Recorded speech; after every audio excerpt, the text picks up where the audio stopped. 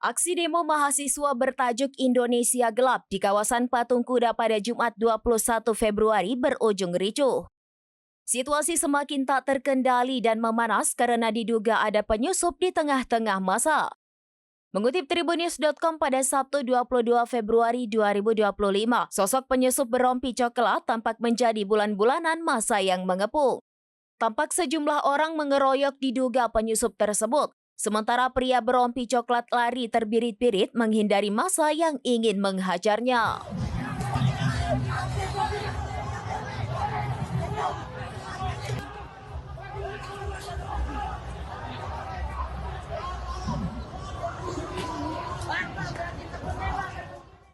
Download Tribun X sekarang, menghadirkan lokal menjadi Indonesia.